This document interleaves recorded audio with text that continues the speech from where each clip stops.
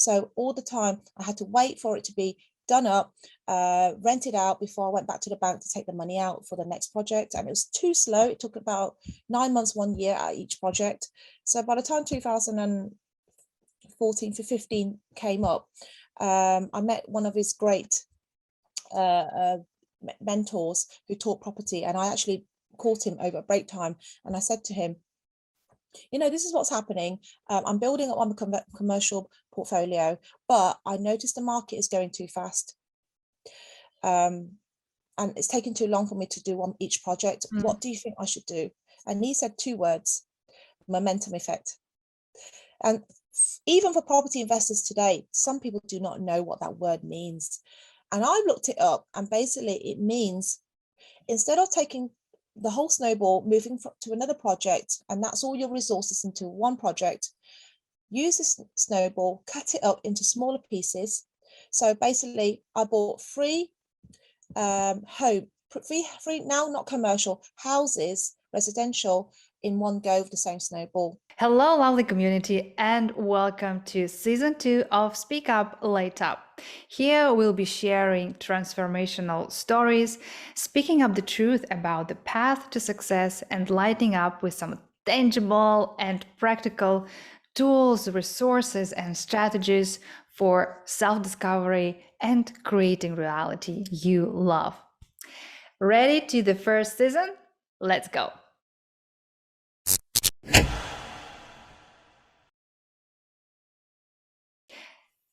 We live during very interesting time when we can connect with billions of people.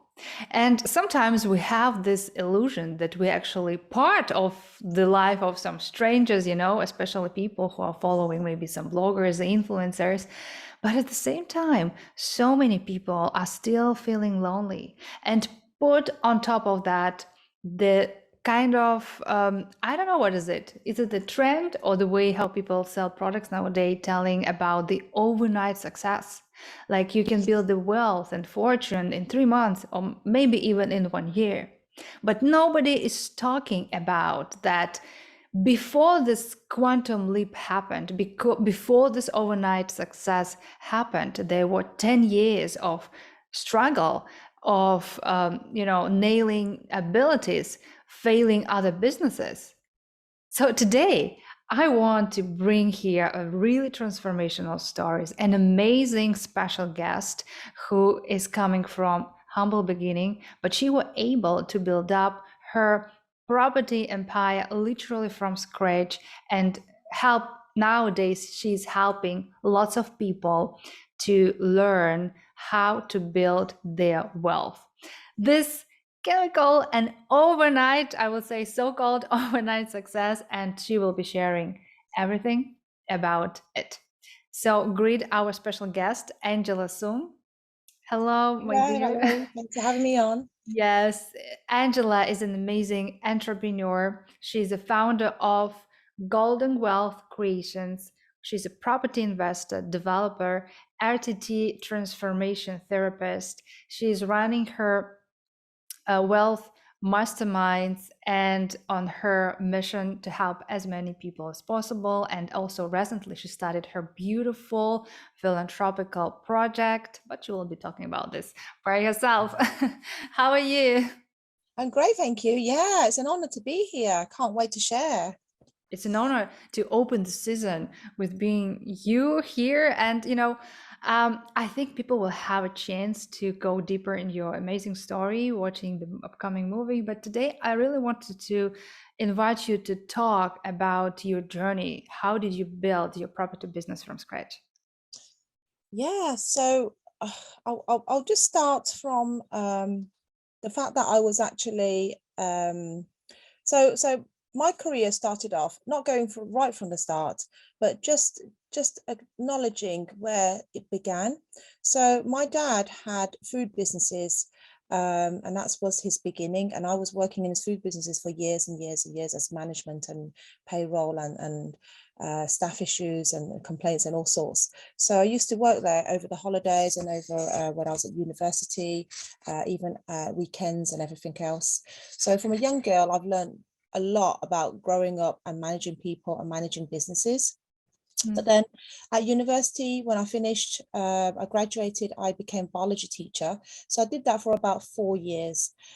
Again, a lot of learning, going up and down, especially professional development, because as a young lady in 22 years old, you have to learn how to control a class of 32 children, teenagers.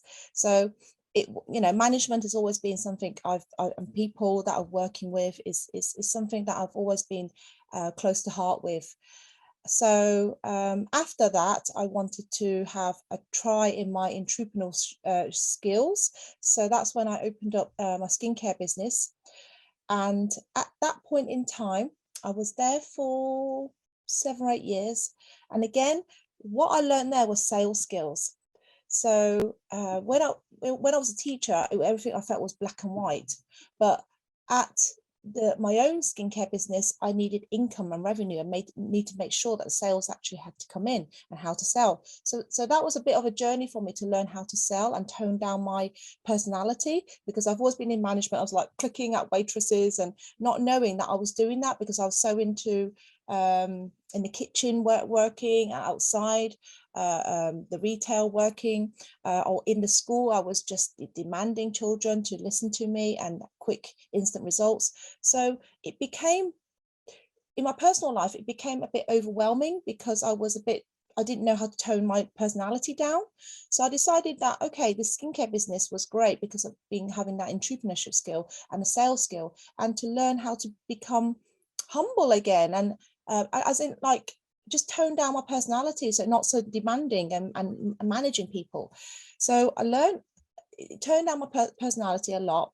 But then at some point I had to, because the business was so good, because I was in a very niche business, I didn't have time for my family, and my young children were growing up. And that's when I decided that no, I was making good money, but my relationship with my family, my husband at the time, was not working out. So excuse me, just turn this off. And I decided that no, I need to get out of this rental field and find myself something else to do, so that I can also make money, but at the same time have that quality time with my family, and hopefully my relationship with my husband will grow again.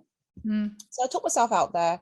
I did solar panels for 1 year, so and that didn't work out, and I actually knew it wasn't anyway, because the feed-in tariff at the time went from 48p to about 18 pence over in 1 year. So but what it did give me was this, I learned to knock on doors, to make sales. So again, my sales skills sort of polished up.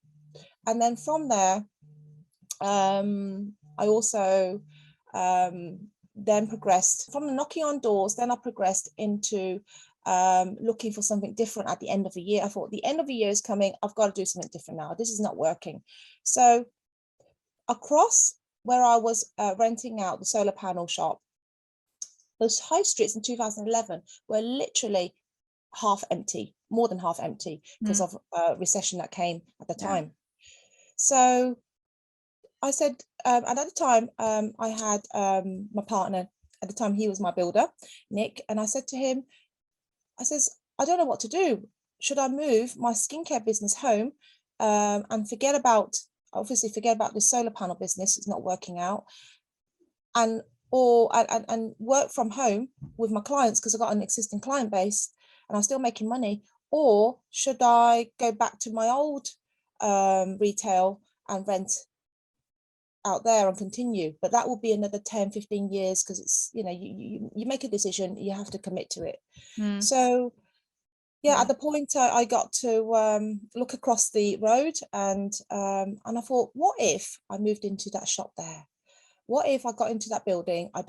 Even if I'm not going to get that many clients in, it's enough to pay for the mortgage and enough to pay for that building. Because what I saw was a building with 3 floors.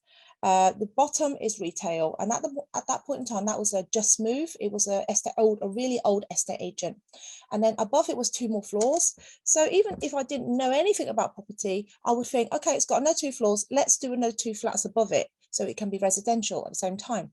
I didn't have a clue how to do it, but I just knew the idea was there. And I asked Nick at the time, I says, do you think you can help me do this? And he says, yeah, why not? Give it a go. So I thought, okay, with someone who's more knowledgeable in doing what he does, I just went for the finance. I had my own home at the time, which was rented out as a buy-to-let, and I got that before I was married. So we had extra homes before we were married, and those were accidental, what we call accidental landlord, accidental homes. So we kept those. We didn't have to sell those. And I went to the bank, and they looked at my, it was fully encumbered. So it was, but basically means fully paid off. So they said, okay, we'll lend you a mortgage on that since you've got a tenant in there. And based on that, I could buy this shop. So that's what I did. I bought it. For about 5 months. I couldn't afford anything. I didn't have any money at all to buy furniture, to even start plastering, ripping it out, doing anything to it, because I just didn't have any money, and I didn't know how to raise money at the time. But eventually I got a personal loan out, I got credit cards, and I started the journey of actually doing up the shop floor. So by the time the shop floor was done, it was laminated, replastered, and sectioned off the stairs, because I knew it was going to turn into this retail and separate flats. I had a knock on the window whilst I was in there just cleaning up, and we started putting office chairs in just at the time for reception area. And so this knock on the door, I opened it up with surprise. The man said to me, so is this for rent? How much is it? And I'm like, rent? Well, anyway, I'm always quite calm about things. And I says, well, yeah, make me an offer. And I'll think about it. So I didn't know what I was doing, but so he made an offer, and and I thought about it on the night, and I thought, do you know, I've got so much space. I've got space behind the shop. I've got space 2 levels above.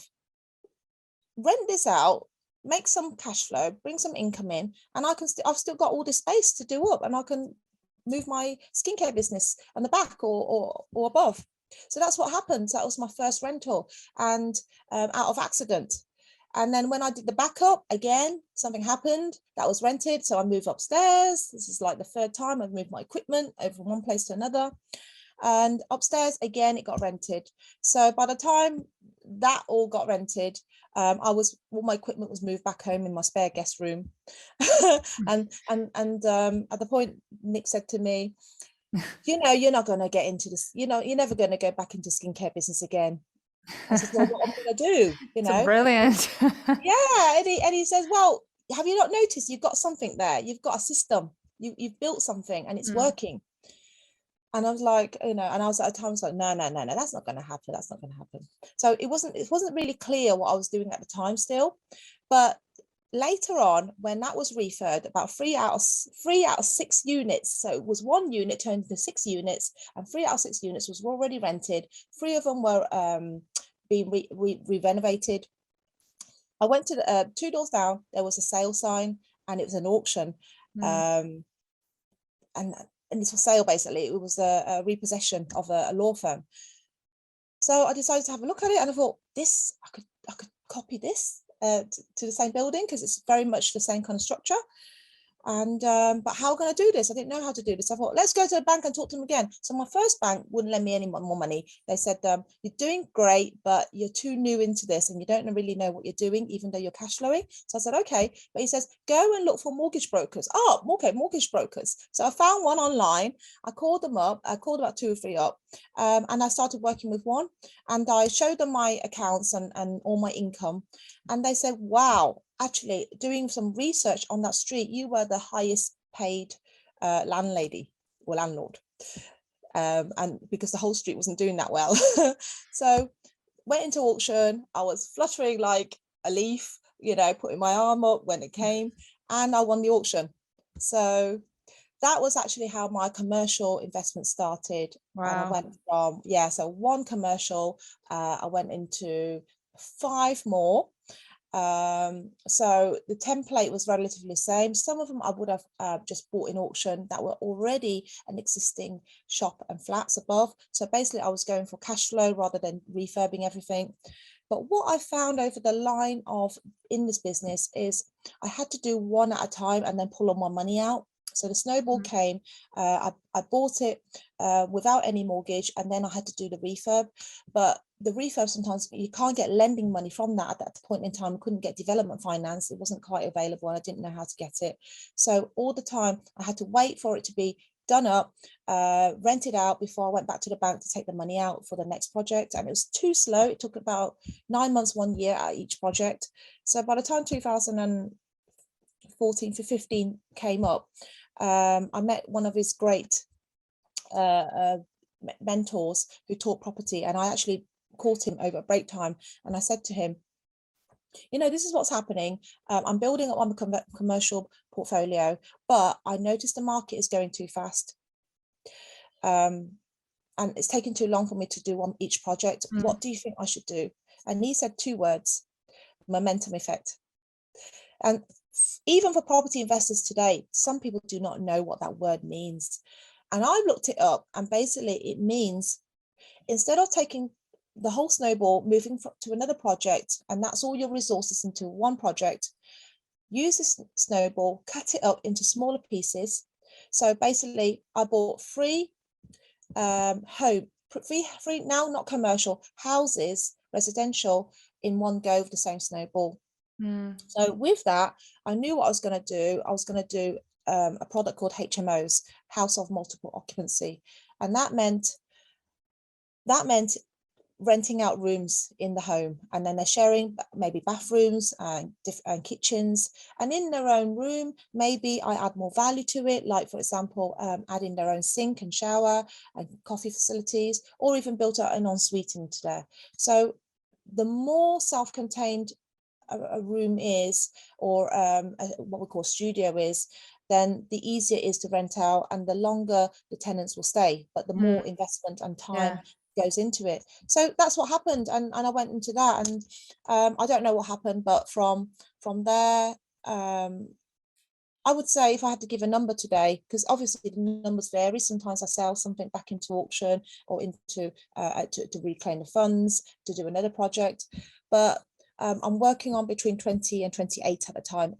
8 of my retail shops right now are going through conveyancing, so I'm waiting for that to fulfill. So hopefully by then I'll get about 27 to 28, because I'm trying to sell one off at the moment. Amazing. Yeah. Well, I love this story, and I think 2 like, let's say, main highlights is, first of all, very often say, oh, you are so, like, have such a diverse kind of background, with the sense of not really appreciating and valuing this, while you really showing that every single step in the journey contributes to the big goal that you have. Like, while you were a teacher, you learned how to manage people, also some leadership skills, right? On the next step with the cosmetic business, it was all about nailing entrepreneurial skills. And then the property, it's a completely different industry and league, what you're doing nowadays. But everything what you learned on the journey really contributed to this overnight success. And people love to, like, this kind of word, even though it's actually definitely not overnight success. Yeah, that's the thing, taking like many years of hard work and learning. This is the real experience. This is how really things are going on. Yeah, I mean, I just want to say that in each step of the way of the career, there had to be a lot of suffering, or learning, you call it, right? When I was a teacher, I remember at the beginning, I was this Chinese girl, an ethnic minority, going into predominantly Caucasian schools. So it was difficult, and saying there wasn't any racist involvement and things like, how the children are, going and making these noises, behind my back. There is, all this. And you have to get along and understand that that's part of the journey. You have to learn how to work with yourself and work with these remarks and certain people making remarks about who you are, what you are. But I've never, is it expected of? Well, it is what it is, and you are what we are. We have to accept ourselves fully. So all we can do is do the job right, Get, Mm. you're there for that job. Do it to the best you can. Do it with your heart. Show people your intention. Everything that you do, show the right intention, that you're in it for the purpose of Yeah. other people, serving other people. And then you're going to realize that, goodness me, the first year Miss Soong was always in suits and boots and dressed up, because I needed a power suit to make myself look bigger and Mm. better.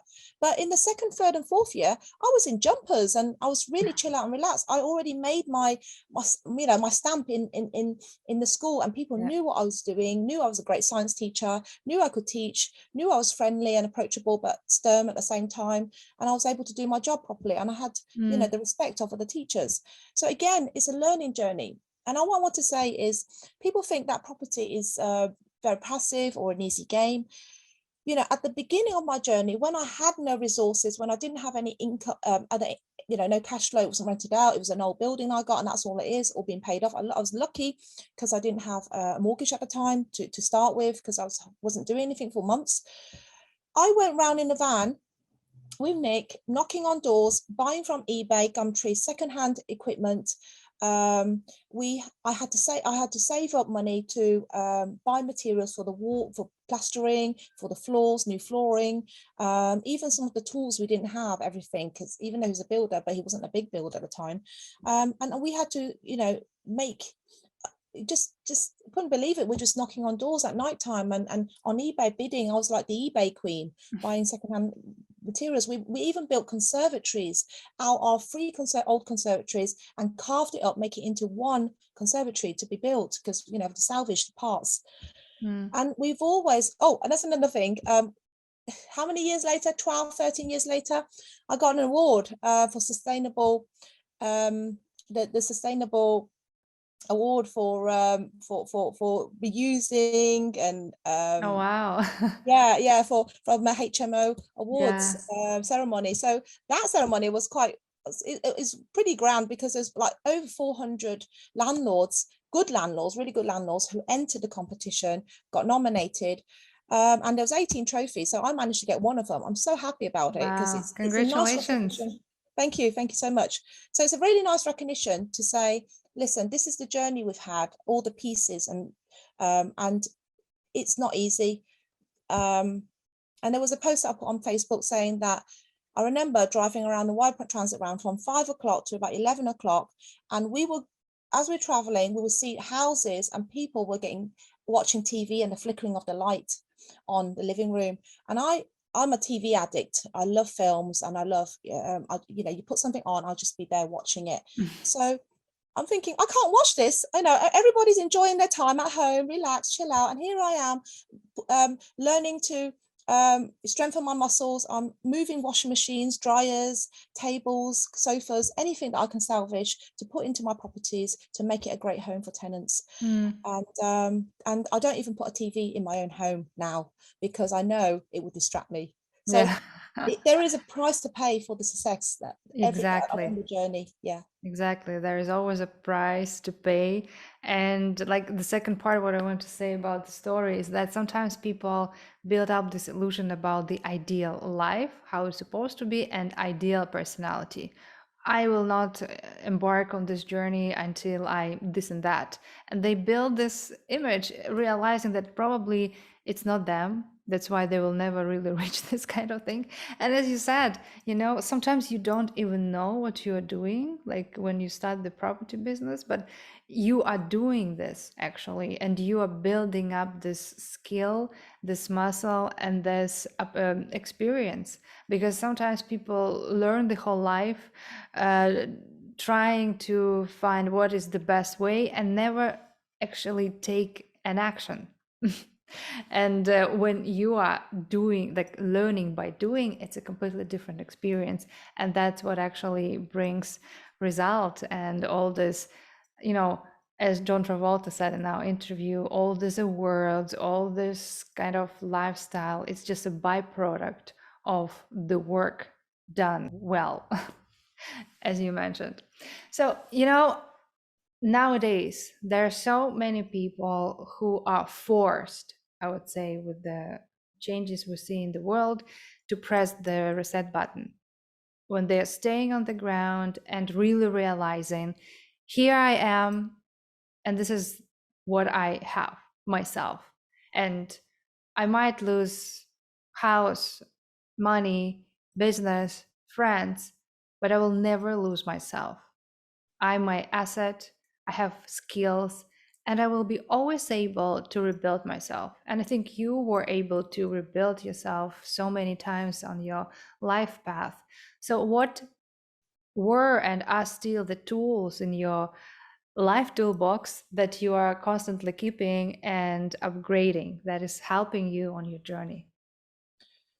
So, gosh, I would say first thing is about attachment. We are attached to our ego, we are attached to what we know, our money that we earn, our job, our titles. And one of the things about me is I've never been really attached to these things. I remember the other day when I was posting at my property partners in property meeting in Birmingham. This is another property, is a property meeting that I host. And, being a host means that you're kind of like an expert and go-to person. So this lady asked me, well, Angela, and to a group, because we're quite a few investors here that have been quite successful. Why are you doing what you do, or continuing your journey, or buying more or taking more risk right now in this market, in this economy today? We're going into recession. Why are you still doing what you do? Because you've got enough, haven't you, really, but you don't need to work that much or work as hard or take risks. And I had to think about that, and I thought, and I said to her, well, actually, it is who I am and what I do. It isn't about how much money I've got. It isn't about the titles I have. It isn't about how many houses or where I've got to. I think I'm able to detach myself from that, and I'm working. I don't work for the money. I'm not attached. The money comes because I serve and do something brilliant, and people will pay for that, and that's a great measure of measure of success in your results, because the market dictates your success of how much money comes in, and how good you are at selling and producing and servicing. But for me, it's about just doing what I love, and being authentic to what I want to do and how I want to serve. And serving is something that humans should do, that we come into the world and we are here to serve other people the best we can. So I said to her, I know this is a property group, but I'm not just a property investor. I am actually a hypnotherapist. I'm a coach. I coach other people with their goals and their lack of motivation, procrastination, and get to where they need to get to. I do consultations in property. So if people are stuck, I give them, I'm a strategist. I tell them how to do something, or what, resources they need. I let them know they are resourceful, because much of the time they are stuck because it's them holding them back, their mindset, their own personal self-limiting beliefs that are holding them back, not necessarily the resources, that they don't have the money to go and do something. So right now, for example, I've learned to be a Tao Healing hands practitioner, and I'm giving people that I meet blessings, and in order to help them to whatever it is that they're asking for, improve their health, improve their emotional and mental self. So I'm a great advocate for mental health as well. And all these things are just part of who I am. I'm a student, I'm learning, but at the same time, I like to reach the top of an expert, learn something, and then when I've learned everything, then I give back, but I also become a student of something else. And all the time we are just learning and moving on. So we should never be attached just to, for example, money, or finding your happiness is important, but happiness is only a state. Every moment of time we can be happy, we can be angry the next moment, or something triggers us. So just trying to stay calm and understand who you are, what you are, is the most important thing, and being authentic to yourself. Yeah, it's beautiful what you also mentioned, that, sometimes people say mindset is not tangible, your energy vibrations is not tangible because you cannot touch it, you don't see it.